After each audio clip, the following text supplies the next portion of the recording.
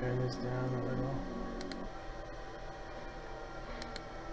That was the music of Russian composer Alexander Scriabin. The reason I was playing that, hopefully you can tie all these things together, is I had recently been looking into certain occult influences in music. Someone had asked me about my opinion on certain things, so I began to do some research about the occult influence in music, and as I dug deeper beyond, or I should say, prior to modern music, because the questioner had asked me about some modern musicians. And so as you dig beneath the layers that we have now in front of us, and you get to the subterranean layers, you begin to find composers like Scriabin. You begin to find occultists like Aleister Crowley. And as you can hear from the music there, from Scriabin, there's a very powerful portent. There's a very powerful feeling that's being portrayed. And what you'll find is that the way this music works and the way this music is dangerous is not so much in terms of a duality of light and dark that exists in certain small ways in art, but even in humankind it seldom is so simple as that, and there's nothing so bewitching as that which combines both. So when you get into composers like Scriabin, and you get into the romanticists, and you get into the mysticists, and you get into the occultists of all kinds, what you'll find is the worship of the human self as freed from divine tyranny. They look at God as tyrant. Freed from divine tyranny by a semi-divine figure, or by an enlightened, exalted spiritual figure, which could go by names like Lucifer or Prometheus. And so then you'll see that it's not truth or charity that they're after. What they're after is freedom. So go back to that page where I was playing Symphony No. 3 by Scriabin, and I found this online. This quote from Alexander Scriabin. He said, "I will ignite your imagination with the delight of my promise. I will bedeck you in the excellence of my dreams. I will veil the sky of your wishes with the sparkling stars of my creation. I bring not truth, but freedom." Freedom is what the devil offers. When I say the devil, a lot of people would scoff and say, well, that just sounds ridiculous to me. What do you, is this some kind of scaly red figure with horns? Or I'm not listening to some kind of disturbing heavy metal music or overt satanic lyrics. That is not the way that the average person is bewitched, and that's not the way that your children are bewitched. And one need not take recourse to things like backmasking in music, which is where if you play the song backwards, supposedly you can hear a message that was put there by the musicians, by occult means. So the word occult means hidden. Okay. This is all by way of introduction, so hopefully maybe, I don't even know what I'm going to do with this, but maybe we can tie this together because there's so much to get your head around. For these occultists, and I'm not going to point the finger at Scriabin or anybody else that just stumbled on him, was reading. Many of us know about Aleister Crowley, who was an overt occultist. Others coming forward. But for these kind of romanticists, these kind of spiritualized humanists, okay, what happened in the Garden of Eden was not a bad thing. The problem was that the receiving of that kind of knowledge by Eve and then given to Adam, which even there you begin to see an inverse. Adam was created first, the man, and then the woman, and the man was to be head of the woman, the husband working with the wife but over the wife.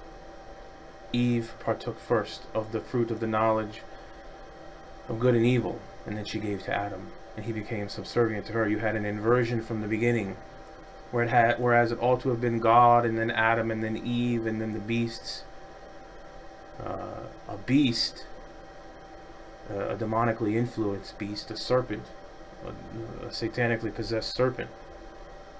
We see something like this takes the role of God, because as he manipulates the first woman, who then in turn manipulates and seduces her own husband, who allows himself to be seduced by the feminine, thereby surrendering his masculinity to her, but ultimately to the satanically possessed serpent. And then God is driven out of the picture, as it were. You have this inversion. And so in the occult, you'll have this inversion. We're not after charity or truth, they'll say. We're after freedom. We want Eden, but we don't want to be bound by it. We want the freedom to be naked and young and infantile and happy in Eden, but we don't want to be bound by any kind of law. And they would say that if it weren't for the original sin, there could be no humanity, no human history, because we would be stuck in this mode where we're just subjected continually to the divine will, and there would be no human flourishing in that way. Of course, we have answers for that in our own Christian theology, but that comes at another time. So to bring that all back around, when you begin to look, see, people talk about what could happen in the music that could drive people to act erratically, that could cause people to give way to their passions, that could cause people to become violent, that could cause people to become demonically influenced or possibly demonically possessed. What could cause people to do these things? Are these musicians acting under demonic influence? Do they know what they're doing? Are they occultists? Are they magicians? Are they Freemasons? Are they whatever? I don't know why I just keep this out. But the idea is, we're looking for freedom. And when you live in a culture like ours that incentivizes freedom over truth, liberty over righteousness, then we've created a nest for these kind of things. And so when you look at occult influence in music, don't look for overt satanic imagery. You will find it in some places, and some of them are LARPing. They're just nerds who want to play Dungeons and Dragons, and some of them are real. And just because you're a nerd playing Dungeons and Dragons doesn't mean the devil can't use that. Just like you can be a Christian giving way to the pride of the flesh and saying, look at me and look how much I know and look how righteous I am, and the devil can use that as well. He is more powerful and more intelligent than you'll ever be. Except when we are connected to the Sacred Heart of Jesus. Then we have power, but only in union with the divine. But the intellect of the devil as a spiritual agent is far beyond anything that we can comprehend on a natural plane. It's a preternatural intelligence of the highest order, so it's beyond us. So to get back to the point, and I'll bring this video to a close, we won't be looking so much, here's the devil, here's 666, here's this imagery. You'll see it, but then you'll also see something that looks like, you'll see a cross, or you'll see something that sounds good, and then you'll hear something dark again, and then you'll hear something good. So you'll hear the whole harmony, and then you'll hear the syncopated beat, then you'll hear the diminished seventh, and then you'll hear the anticipation, and then it'll rise you up to the heights. It'll take you to the mountain where you ought to have union with God, as Moses did. But God is not there, because you're not looking for him, you're looking in your own flesh. So there, once you're in the high places, as the occultists teach, there you will come in contact with the daemon, this spirit, who likes to possess those who are in high places.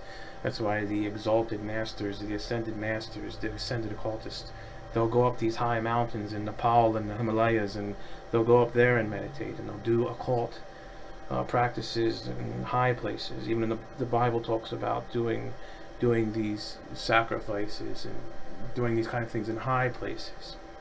Why? Because the human were made from the earth and were made for the earth. So when we go up to these high places, we're elevated for that kind of worship. That's why God took Moses up on the mountain, and took Aaron up on the mountain, and the 70 elders up on the mountain. That's why he called Elijah up on the mountain. That's why Jesus went to the top of the mountain, and that's where Jesus was transfigured. It's also where Jesus was crucified, on top of a mountain. So this happens close to God, in the sphere of the natural world, because there is a relation between heaven and earth. Now, he who filleth the heavens has not abandoned the earth. And there is a marriage of heaven and earth. And the devil knows this, so he will manipulate this. So all that is to say, as we go forward in exploration, and I've got some ideas of different ways to go. So hopefully if you watch this video, put it in the comments, or if you know me personally, you know, you have any ideas or which ways to go with this, or any questions about what I'm talking, just what in the heck I'm talking about now, you can ask me. Because as I dig into these things, you begin to see like the layers of an onion more and more. So I don't want to go too far afield, but some of this could be helpful if you're parents with children. Look, if something's questionable, first of all, if lyrics are violent or sexualized or about drug use, or promoting sodomy, or promoting promiscuity, or promoting violence or irreligious behavior, or just full of profanity, just get rid of it. What's the point? You know, you're the mom or dad for a reason. Kid, I don't care what you want to listen to. You know, go listen to something else. What do you want? And then there's other things that might seem like, oh, it's not a big deal. You know, I listened to Hyman's when I was young. You know, whatever. Well, look in there. If you see people talking about magic, and you see people talking about I am diabolical, and giving occult symbols and occult hand signs, and portraying hell, or portraying these mythological themes, look at what they're doing. They're not so stupid as you think, or they may be played like puppets by people that are much more intelligent than you think. And children are naive. There's a blessedness. There can be a blessedness, excuse me, to naivete. There can be a genius of philosophy to naivete, to believe what's told to you. Different philosophers talk about that. When you read something at first, you know, assume it's true, believe it, be naive a little bit, look into it. That's how you'll grow in wisdom. Well, children are open vessels. They're like the calyx, the flower open to the sun. So they will pick up on things you won't, and they will internalize in ways you can't, because their brains are developing, and they're learning languages, and they're learning symbolism, and they're learning meaning. And you might just think it's a funky beat or a good time, or something, maybe more than that. And what you'll see is that this sphere, this music, is like the inner sanctum of more things. So these other things are cultural and intellectual, different movements, different political movements, different deracinating movements in the culture. They're intellectual, they're political, they're cultural, and to the point where I believe it was Schopenhauer that said, when you get down to music, what you're dealing with is pure will. And I'm not saying that's necessarily true, but I think there's truth to it. You're dealing with a function of the soul, a power of the soul, the will. We'll talk more about that later. So it's to look into this, and things that are hidden in plain sight, and things that are plain and hidden sight, and the meaning of these things. And something can be beautiful and diabolical at the same time. But I'll tell you this, something cannot be not beautiful and holy at the same time. So just because the devil may use beautiful things doesn't mean that they're his. They're ultimately God's. And so, as sons and daughters of God, they're ultimately ours. They're our things. They're our symbols that are being appropriated. They're God's natural beauties that are being appropriated. But we have to be careful with how we use them, because we live in a fallen world, and we have fallen minds, and we have concupiscence and lust of the flesh, and we have our passions that drive us, and the will can overcome the intellect, and the passions can burn us up. And do not let your children be burned up in the passions. Do not let yourself be burned up in the passions. Don't fool yourself into thinking that you are Prometheus, or that you can rise above, that you can grant yourself freedom. So that's to close this, and hopefully we'll dig a little deeper into that if it's of any interest to anyone. God bless you all in this holy season of Advent. In the name of the Father, and of the Son, and of the Holy Spirit. Amen.